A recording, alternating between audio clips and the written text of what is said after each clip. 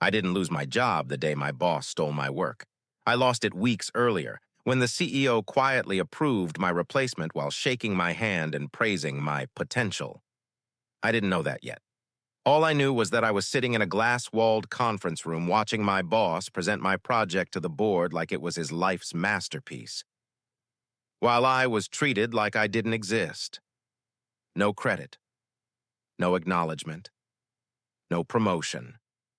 Just polite applause for the man who destroyed my career in under 10 minutes. I remember the exact moment my stomach dropped. The slide with my private notes still embedded in the file. Notes only I had written. Notes my boss didn't even bother to delete. I tried to speak. He cut me off with a smile and said, "Relax, you'll get credit later." That was the first lie. What I didn't realize was that this wasn't just office politics. It wasn't a stolen presentation. It wasn't even about a promotion. It was a coordinated plan between my boss and someone far more powerful to erase me quietly, take everything I built, and make it look like I deserved it. And by the time I understood what was really happening, they had already decided I was disposable. But they made one mistake.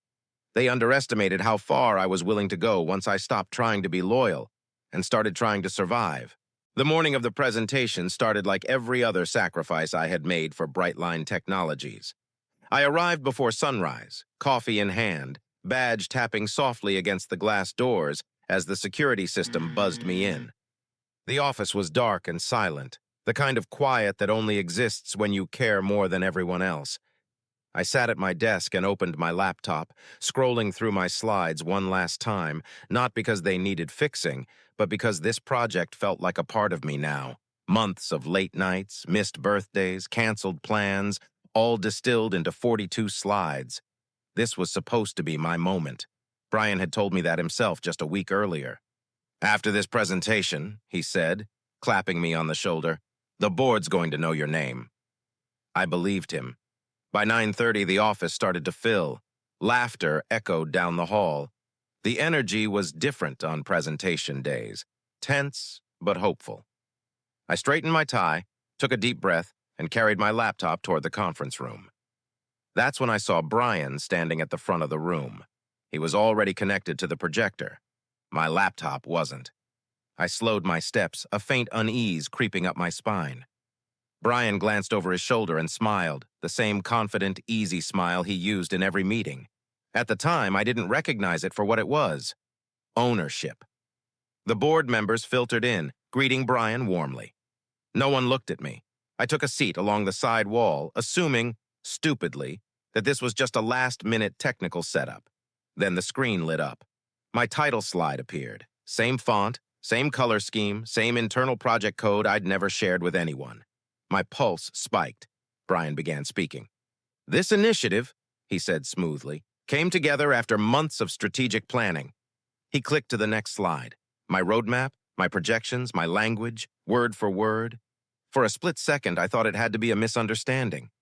Maybe he was introducing the project before handing it over to me. Maybe this was some dramatic setup. I waited. 5 minutes passed, then 10. Brian never once said my name. I leaned forward, opening my mouth to speak, but Brian glanced at me and subtly shook his head. The message was clear. Not now. The board nodded along, impressed. One of them laughed at a joke I had written into the speaker notes. Another praised the clarity of vision. My vision. When Brian reached the final slide, the one outlining the leadership role I had been promised, my chest tightened. "Based on this success," a board member said, "we're looking at expanding leadership on this project." Brian smiled. "I'd be happy to step into that role." Applause filled the room. I felt like I was underwater. The meeting ended in congratulations and handshakes. Brian was surrounded. I stood up slowly, my legs unsteady, and tried one last time to speak. "Brian," I said quietly. He leaned in, voice low, friendly enough that no one else noticed. "Don't make this awkward," he whispered. "You'll get credit later." Later, as if my future was a favor he could hand out whenever it suited him. I walked back to my desk in a daze. Colleagues avoided my eyes. One sent me a pity-filled message: "Rough meeting, hang in there." By the time I sat down, my inbox pinged. A calendar update. Project lead sync, Brian, Owner. Not my name. His. That's when it hit me. This wasn't a misunderstanding. This wasn't temporary. I hadn't just lost a presentation. I had just lost my career. And the man who did it was still smiling like nothing had happened. And somewhere deep inside, a quiet voice told me this wasn't over, even though I didn't yet know how far it would go. Before Brightline Technologies turned into a battlefield, it was the place I built my entire identity around. I joined the company fresh out of college with nothing but a decent resume and an unhealthy amount of ambition. I wasn't connected. I wasn't charismatic. I wasn't the kind of person executives remembered after one conversation. What I was, or at least what I believed I was reliable. If something needed fixing, I fixed it. If a deadline was tight, I stayed late. If a teammate was drowning, I pulled them up without expecting credit. At first, people noticed. My first year, managers praised my work ethic. My second year, I was trusted with complex systems and sensitive clients. By the third year, I was quietly carrying projects that technically belonged to people 2 levels above me. I told myself that was how careers were built. While others left at 5, I stayed until the cleaning crew arrived. I ate dinners at my desk and learned to sleep with my laptop open beside me. Friends stopped inviting me out because I always said no. Relationships faded before they had a chance to matter. I wasn't lonely. I was focused, or so I thought. Brian entered my life during my second year. He was already a manager then, known for his charm and political instincts. He didn't work late. He didn't obsess over details.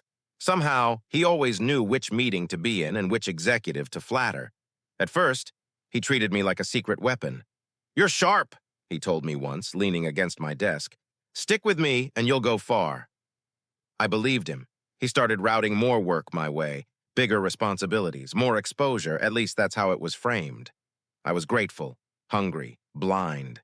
The warning signs were subtle. Emails where my name was quietly removed. Meetings I was asked to prep for but not attend. Praise delivered privately while credit was taken publicly. I noticed. I just didn't want to accept what it meant. And then there was Jeffrey, the CEO. He wasn't involved in day-to-day operations, which only made his approval feel more powerful. When he did speak, people listened. When he smiled, careers were made. The first time he acknowledged me, it felt like validation for every sacrifice I'd made. "Brian speaks highly of you," he said in passing once. "Keep up the good work." That sentence carried me for months. I thought I was rising. I didn't realize I was being positioned. The project Brian stole wasn't random. It was something I had nurtured from a rough concept into a polished strategy. Brian called it high visibility. Jeffrey approved it personally. Looking back, that should have scared me, because while I believed I was building a future, I was actually building leverage for people who had no intention of letting me share in the reward. And by the time I understood that truth, it was already too late to walk away clean. The office felt different after the presentation. Not louder, not quieter, colder. People still smiled, still chatted near the coffee machine, still complained about deadlines, but not with me. Conversations stopped when I approached. Meetings I used to be automatically included in suddenly filled up. My badge still worked, my email still pinged, but I was already being erased. The first night I stayed late out of habit. I opened the project folder, the one that used to be mine, and saw Brian's name stamped across it as owner. My access was still there, but the message was clear. I was a guest in my own work now. I slammed my laptop shut harder than I meant to. The next day, Brian called me into his office. He didn't close the door. That was intentional. "Listen," he said, leaning back in his chair like this was a friendly check-in. "I can tell you're taking this personally." I stared at him, waiting for the punchline. "You did great work," he continued. "But leadership isn't just about ideas. It's about presence, confidence, trust. Trust. I trusted you," I said before I could stop myself. His smile thinned. "And I trusted you to be a team player," he replied. "Don't make this harder than it needs to be." The conversation ended there. No explanation, no apology, just a warning wrapped in corporate language. That night, something inside me cracked. I went home, dropped my bag on the floor, and sat on the edge of my bed staring at the wall. I didn't turn on the lights. I didn't eat. I just replayed every decision I'd made at Brightline. Every late night, every favor. every time I stayed quiet instead of speaking up. Around midnight, I opened my laptop and started typing my resignation letter. I wrote about integrity, about growth, about choosing a healthier environment. Halfway through, my hands started shaking. What if this followed me? What if Brian told people I was difficult? What if I walked away and proved them right? I deleted the document. The next day was worse. An HR email landed in my inbox titled, Role Alignment Discussion. No details, just a calendar invite. I sat in the meeting room alone for 10 minutes before the HR manager arrived. She smiled too much, spoke too carefully. We're just reviewing your position, she said. No decisions have been made. But her eyes avoided mine. When I returned to my desk, I made a mistake. A big one. I sent Brian an email I shouldn't have. Emotional, defensive, demanding acknowledgment for my work. I reread it twice, hesitated, then hit send. An hour later, he forwarded it to HR with one sentence attached. This is the kind of instability I mentioned. I felt sick. That was the moment I realized how close I was to losing everything. That night, I didn't sleep. I paced my apartment until dawn, anger mixing with fear, humiliation twisting into something sharper. I wasn't just hurt anymore, I was cornered. And corners change people. By morning, one terrifying truth was impossible to ignore. This wasn't about fixing a misunderstanding. Someone wanted me gone. And if I didn't figure out who and why, I was going to disappear without ever knowing how it happened. I stopped reacting. That was the first real change. Instead of obsessing over Brian's tone or HR's vague emails, I started paying attention to details, the ones I'd ignored before because I trusted the system too much. I arrived early the next morning, not to work, but to observe. The office was quiet, lights half dimmed, the air smelling faintly of cleaning chemicals. I opened my inbox and began scrolling, not for new messages, but for old ones. Conversations, attachments, calendar invites, anything that felt slightly off. At first, it all looked normal. Then I noticed something small, an email chain from 3 months earlier, one where I had outlined the core framework of the stolen project. Brian's reply didn't come directly to me. It came through an alias address he sometimes used when dealing with executives. I hadn't questioned it at the time. Now I did. I checked timestamps, cross-referenced versions. Several files had been uploaded after Brian claimed ownership, yet somehow backdated in the system. Not impossible, just deliberate. My pulse quickened, but I forced myself to stay calm. I wasn't hunting for revenge yet. I was hunting for clarity. Later that morning, I was removed from a meeting without explanation. The calendar notification simply vanished. I only noticed because I'd memorized my schedule after HR's alignment discussion. That afternoon, something else slipped. A short email from HR, clearly not meant for me, appeared in my inbox and vanished 30 seconds later. But 30 seconds was enough. I'd already seen the subject line, Contingency Documentation Prep. My name was in the preview. My hands trembled as I searched my trash folder. Nothing. They were preparing something.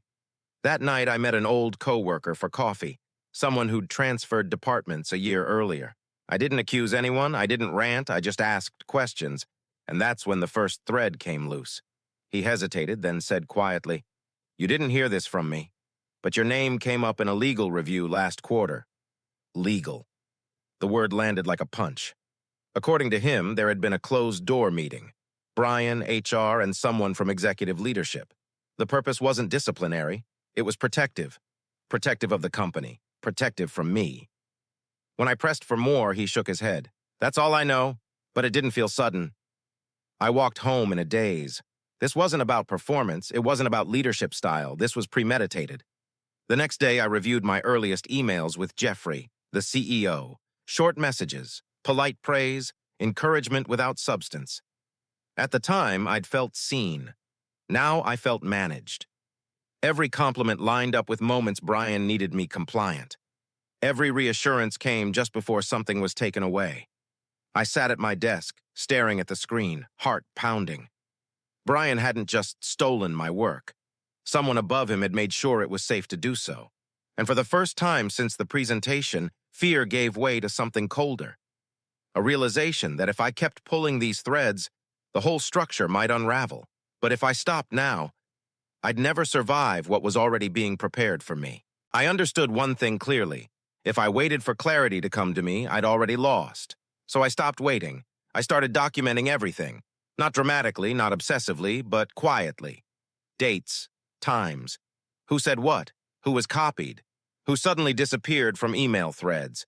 I created a private log on an old personal laptop I never brought to the office. No cloud backups, no work Wi-Fi. Paranoia, maybe, but paranoia felt appropriate now.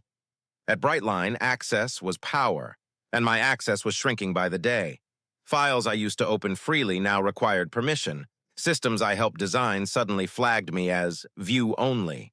Brian didn't announce it. He didn't have to. The walls were closing in politely. Then something unexpected happened.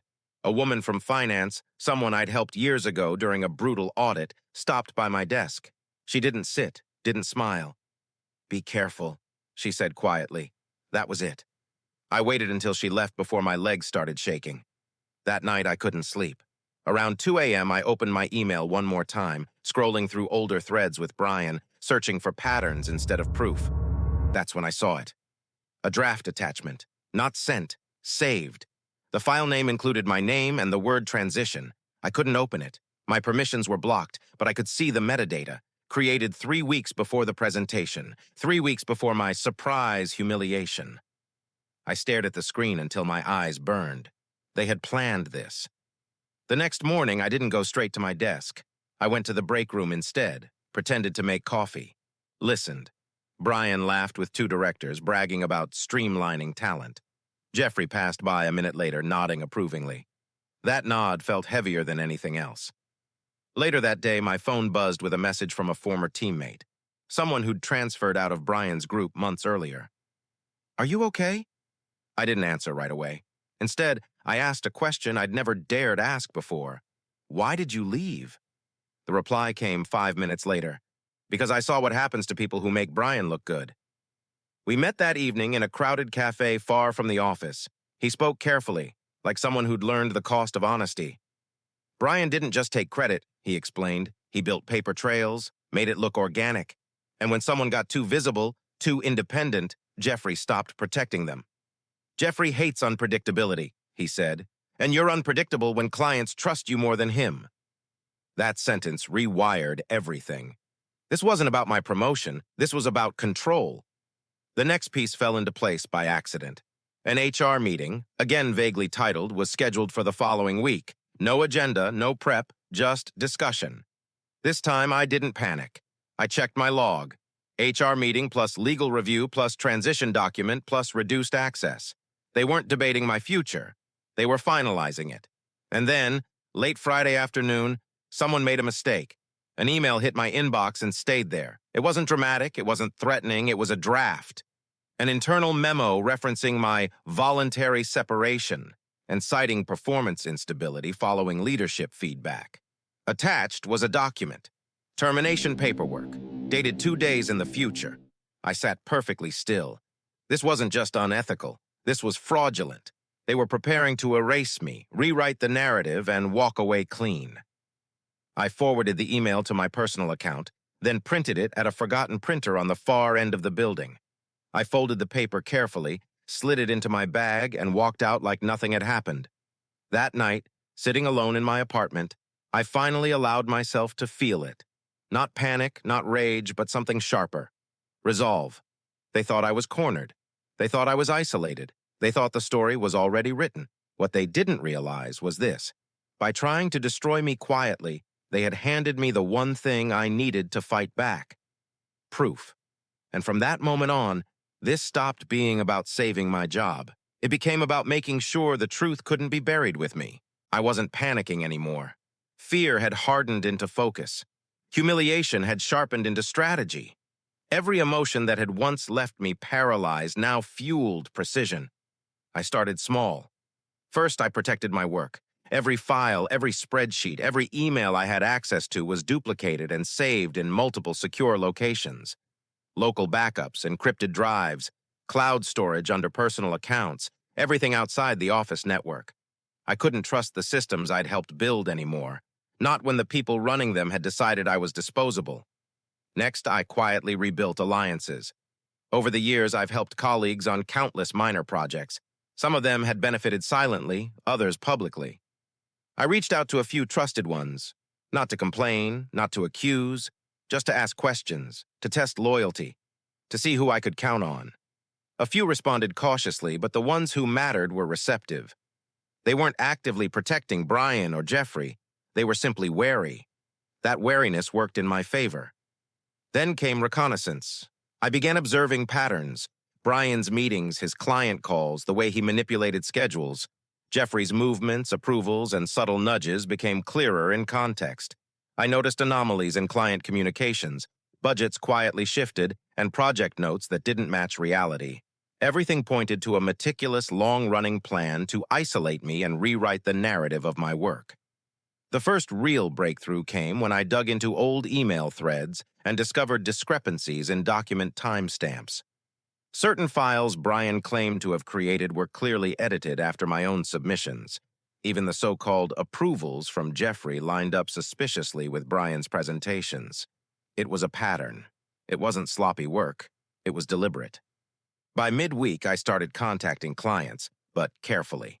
I framed it as professional follow-ups, not confrontation. Just checking on the deliverables from last quarter, I would write, casually referencing details only someone intimately involved would know. Clients responded positively, often correcting minor errors I had noticed, or confirming that I had been the point of contact on key approvals. Each confirmation built a quiet record, proving that the work had been mine all along. Meanwhile, Brian and Jeffrey continued their charade, oblivious.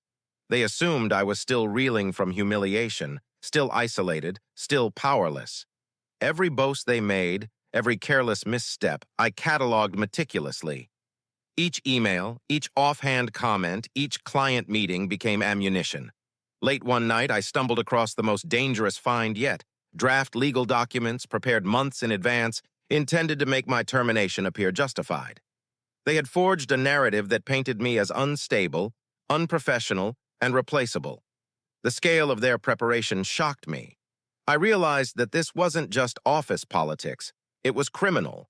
But the shock didn't paralyze me, it clarified me. I started planning my moves in phases. Phase 1, protect my position, complete backups, encrypt sensitive data, reconnect with loyal colleagues. Phase 2, gather indisputable evidence, emails, client confirmations, internal memos, legal documents, timestamps, patterns. Phase 3, subtly feed Brian and Jeffrey just enough misinformation to make them overconfident. Let them flaunt their ill-gotten success while I tighten the noose behind the scenes.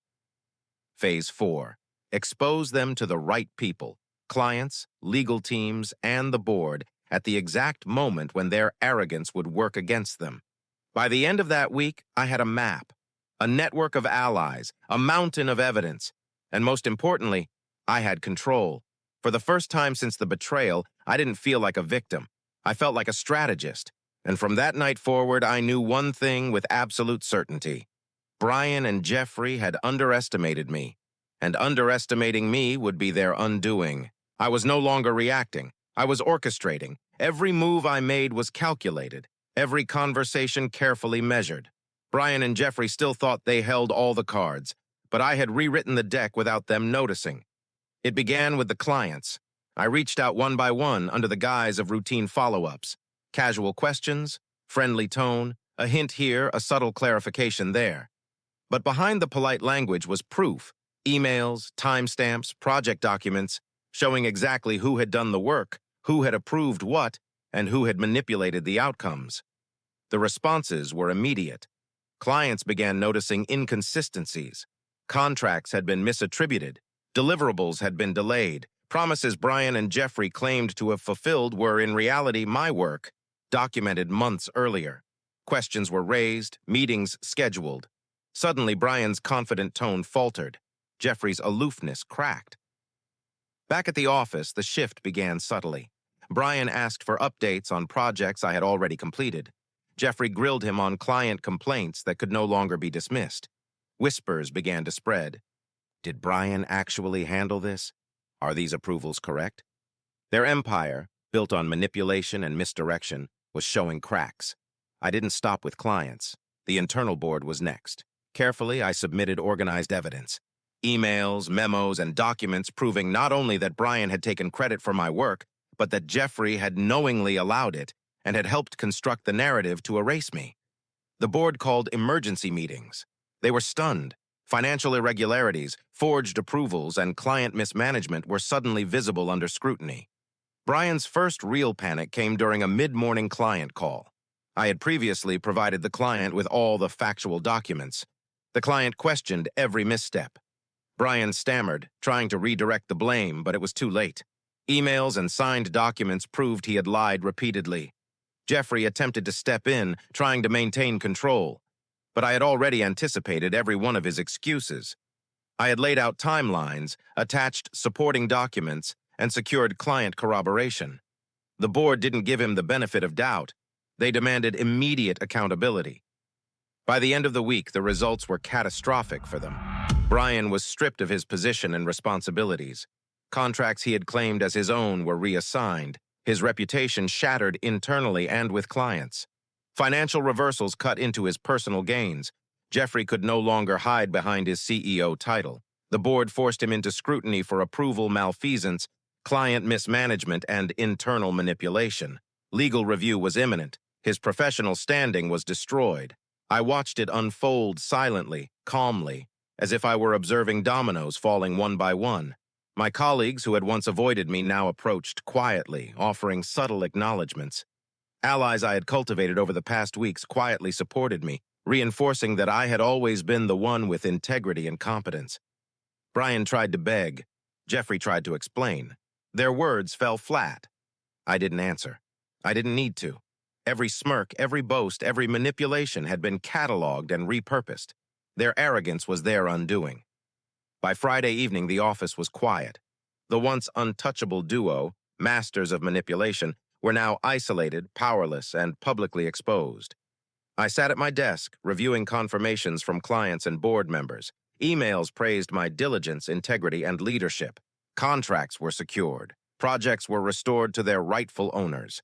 The humiliation, betrayal, and injustice I had suffered had been avenged, not with shouting, not with violence, but with precision and patience. For the first time in months, I felt a calm clarity. I had won on every front, financially, professionally, emotionally. But the victory wasn't just about them. It was about proving something to myself, that betrayal doesn't have to break you if you learn to turn every weakness into leverage. As I looked across the empty office, I realized this wasn't revenge for revenge's sake. This was justice, perfectly executed. And the quietest thought of all settled in my mind. If anyone ever underestimates me again, they'll find out exactly what happens when you betray the wrong person. The office was quiet. Too quiet. Brian and Jeffrey were gone, fired, exposed, and irrelevant, but I didn't linger on their downfall. My focus had shifted. Revenge had been exacted. Justice had been served. Now it was time to rebuild. I started with the clients. Those who had witnessed the truth of my work firsthand were naturally loyal. I reached out to them, not as a former employee, but as a professional with integrity, skill, and vision. Slowly, I began consulting for them independently, helping resolve lingering issues that Brian and Jeffrey had left behind. Word spread quickly. Within weeks, more clients approached me, impressed by my professionalism and trustworthiness. Simultaneously, I began reconnecting with colleagues I had once relied on, or who had quietly supported me behind the scenes. Some became partners in my new ventures. Others offered insights or introduced me to new opportunities. These connections weren't just transactional. They were built on mutual respect, forged in the fire of the betrayal I had endured. Emotionally, the transformation was profound. The anger that had once consumed me gradually shifted into clarity and strength. I met someone, an old colleague who had watched me navigate humiliation and betrayal with quiet dignity. Our relationship grew organically, founded not on pity or sympathy, but on shared understanding, ambition, and respect. For the first time in years, I allowed myself to feel hope, not as a naive dream, but as a tangible reality I was actively shaping. Financially, the stability I had fought for became real. My consulting projects turned into contracts. Contracts turned into partnerships, and partnerships eventually blossomed into a business of my own. Unlike my time under Brian and Jeffrey, every success was secured and protected. I had learned my lesson: trust cautiously, verify relentlessly, and never allow anyone else to rewrite the story of my work. But the most significant change wasn't professional or financial. It was internal. I had survived betrayal. I had been humiliated, undermined, and cornered. And I had come out stronger. I had learned patience, strategy, and the power of observation. I had learned that vengeance is most effective when paired with intelligence and foresight. I often reflected on how far I had come. The sleepless nights, the anxiety, the humiliation, they were stepping stones, not chains. They had forged a version of myself that could navigate treachery without fear, rebuild from nothing, and rise above adversity stronger than ever. Sitting in my office one evening, overlooking a skyline I had once only dreamed of reaching, I smiled quietly. The pain of betrayal was still a memory, but it no longer held power over me. I was thriving. I was respected. I was unstoppable. I leaned back in my chair, looking at the city lights, and whispered to myself, "This is only the beginning." Because now I knew that life could no longer break me. Not anyone, not any system, not any lie. I had reclaimed everything, and from this moment on, I would build a life of freedom, respect, and limitless potential on my own terms.